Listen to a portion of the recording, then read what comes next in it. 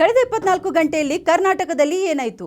ವಾಲ್ಮೀಕಿ ನಿಗಮ ಮತ್ತು ಮೂಡ ಹಗರಣ ಖಂಡಿಸಿ ಬಿಜೆಪಿ ಮತ್ತು ಜೆಡಿಎಸ್ ಪಾದಯಾತ್ರೆಗೆ ಈಗಾಗಲೇ ಹೈಕೋರ್ಟ್ ಅನುಮತಿ ನೀಡಿದ್ದು, ಪಾದಯಾತ್ರೆಗೆ ರಕ್ಷಣೆ ನೀಡುವಂತೆ ಸರ್ಕಾರಕ್ಕೆ ಹೈಕೋರ್ಟ್ ಸೂಚನೆ ನೀಡಿದೆ.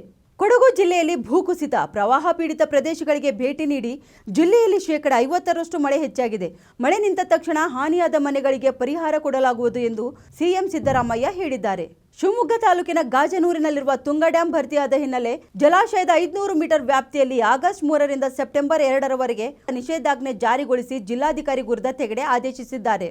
ನಟ ರಕ್ಷಿತ್ ಶೆಟ್ಟಿ ಅವರು ನಿರ್ಮಾಣ ಮಾಡಿದ ಬ್ಯಾಚುಲರ್ ಪಾರ್ಟಿ ಸಿನಿಮಾದಲ್ಲಿ 2 ಹಾಡು ಅನುಮತಿ ಇಲ್ಲದೆ ಬಳಕೆ ಮಾಡಿವೆ ಎಂದು ಎಂಆರ್ಟಿ ಮ್ಯೂಸಿಕ್ ಹಾಕಿದ ಕೇಸ್ ವಿಚಾರದಲ್ಲಿ ನಿನ್ನೆ ಶುಕ್ರವಾರ ಯಶವಂತಪುರ ಠಾಣೆಗೆ ಹಾಜರಾಗಿದ್ದರು.